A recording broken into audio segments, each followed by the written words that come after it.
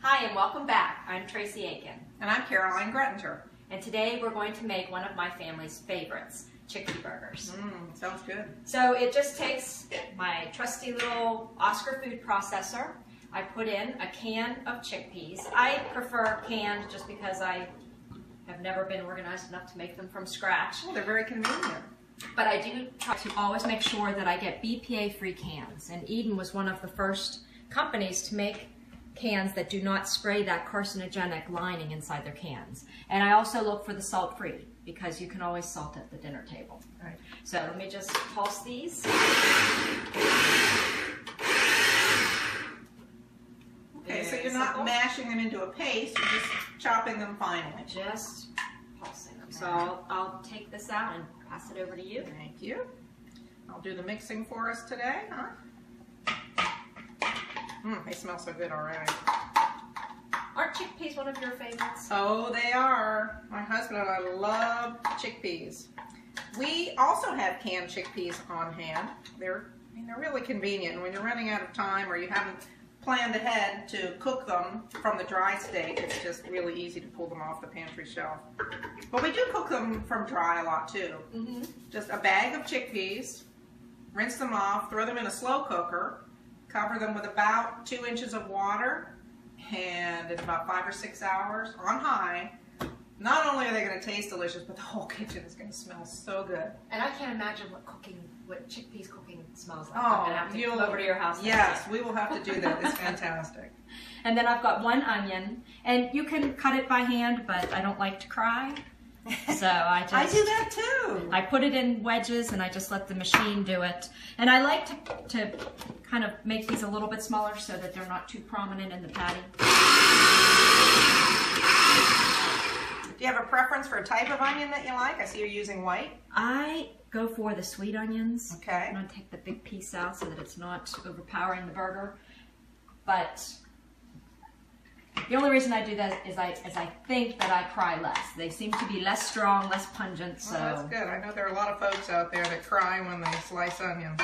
What kind do you use? Any in particular? I like red onions. I think they have a slightly mellower flavor, and they always look pretty in dishes too. And one thing that I did notice, Mary McDougall and her daughter Heather they claim, if you keep your mouth closed, which obviously we're not doing right now, keep your mouth closed, you don't talk, you breathe through your nose from the time you cut the onion until you use it, that you won't cry. All right, I'll try that because my eyes are already starting to tear up a little bit just from hurry up standing over the bowl of the onions. Okay, so that's all the onions. Nice. Sorry that you're going to have to stand there while... Whoops. This is going to be very flavorful, these onions. And then I guess if you want to mix that as we're... Yeah, I'll do that. Then it calls for, I believe, a 1/4 cup of parsley. Again, I used to use either a knife or scissors, and then I thought I'm just going to throw it into the Oscar and let the Oscar do it. Oscar. Good to have Oscar in the kitchen. And a wonderful...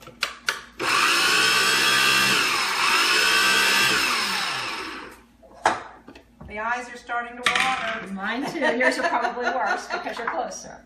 Okay, so Oscar's job is done. All right. These are really easy to make on a weeknight because all of the time-consuming cutting and chopping and mincing is all done by Oscar, and then it's just adding some spices, mixing it. Parsley smells so good. I love parsley. Do you grow any at home? No, but I'd like to. Yeah, it's a On my very list. easy plant to grow, at least in our area, in the Mid-Atlantic region.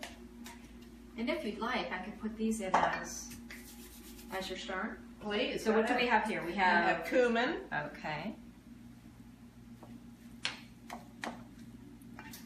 Would this be the coriander? That would be the coriander. Boy, does that smell good. Fragrant. Pepper. Pepper. Cayenne pepper. A little spiciness to it. So what do we have here? 2 tablespoons of tahini. And tahini is just ground sesame seeds. It has a consistency of a thin peanut butter. It doesn't taste like peanut butter. Oh, the flavor is just incredible. Wonderful, isn't it? So the lemon juice, and then you're saying the baking. A little lemon juice. It's great to have somebody that knows why we're putting in the ingredients. And the baking powder. And I always go for the aluminum-free baking powder. Oh, me too, me too. Aluminum-free is the way to go.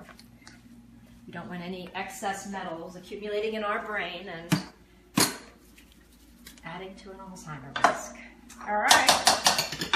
Last ingredient. And then we put in these as a binder to help the patties stay together. Now these are just rolled oats. They're not instant oats. Instant oats are a little less nutritionally dense than regular rolled oats, so we're going to use these.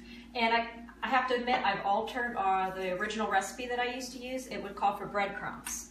And in an interest to try and make this a more whole food recipe, Caroline suggested using the rolled oats.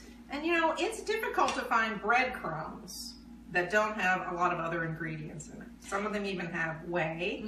There's certainly usually oil of some sort in there. You can find panko breadcrumbs, which is a very particular style of baking bread that makes them really crispy and crunchy. And those you can find. I believe the Emerald brand does have salt, but it doesn't have a lot of other strange ingredients. And I found Progresso, but it has, I believe, added oil and sugar. Okay. So we're just tweaking it a little bit. Should I go ahead and add it? Please, yeah. I end up using the whole cup anyway, even though the recipe says just add until they hold together. Okay. So we'll smush it together and see. Thank you so much for doing the hard work. Oh, mixing it all. So it seems to be holding together, but what we should probably do is let it sit here for a couple of minutes. Okay. Oh, and that's what you did tell me. If we're going to use the oatmeal instead of the breadcrumbs, to just let it sit for a little bit so that it can absorb the liquid. Right. Okay. Do you want me just to leave this off? I think we're good. Okay. All right, so now we're ready for the fun part. If you like to get your hands like in action. So this is usually what I'll do. This recipe is supposed to make about 8 burgers. Okay. Sometimes it'll make 7 if I make them a little bit thicker. So. Okay. Now you've made this in the past with breadcrumbs, and today we've used oats. So how does this feel? It's holding together a little bit less than the breadcrumbs, but definitely not like some veggie burgers that I've had that just completely fall apart. Okay. You know, we were talking about chickpeas earlier, and one of the things I love about legumes in general, but chickpeas I think in particular, is how versatile they are. You can have chickpeas in a breakfast burrito. It's a lovely flavor. And we make a mock egg salad and a mock tuna salad out of chickpeas for sandwiches. They go beautifully in casseroles and soups and stews. I really enjoy chickpeas a lot. And did you know that chickpeas are a complete protein? I did not. I just looked that up yesterday. I know that quinoa is a complete protein, but I had not heard about chickpeas, which is good. Honestly, I don't concern myself with protein on this diet because we've been doing it for so long. We know we get tons of protein. But I know there are folks out there who are just starting out and are wondering, well, where do I get my protein? Legumes of all kinds are a beautiful source of protein. And probably the best source of fiber when you're talking about sheer grams. Fabulous source of fiber. And if you are ever concerned, if you even just track your protein for the day, I've done it just as an experiment to kind of put people's concerns to rest. And almost every day, I'm over what the recommended protein is. So easy. So these look lovely. Thank you. They smell good too. So we put these in the oven at what temperature? 400 degrees, about 10 to 12 minutes on each side. And the browning occurs on the side that's touching the non-stick baking sheet, which is another good point. If you don't have a non-stick baking sheet, you can just put a piece of parchment paper, and that way you don't have to oil it or grease it.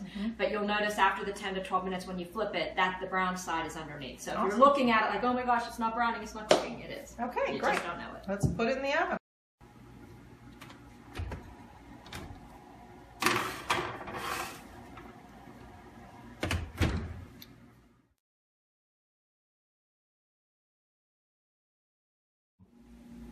They look beautiful, Tracey. And they smell delicious. Although I do notice that they are not holding together quite as well as the last time I tried it, substituting the breadcrumbs with the oats, what I had done before is I had taken the oatmeal and I had ground it in my food processor until it was a breadcrumb-like consistency. Okay. So I don't know, I think if we tried it like that, they might hold together better. Okay.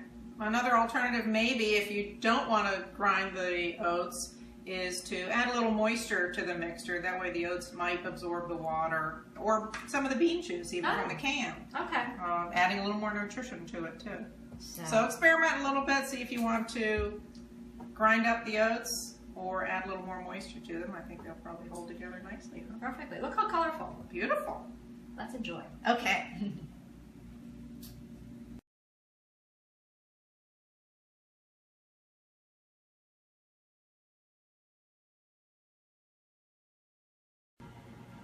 So these are just our sweet potatoes, rinsed, sliced into little wedges. You can see that on our baking sheet. It happens to be a non-stick baking sheet. If you don't have a non-stick baking sheet, put down a sheet of parchment paper and it'll come out really nicely. They won't stick to the pan. So we just pop it in the oven, preheated to 375, and bake for about 45 minutes.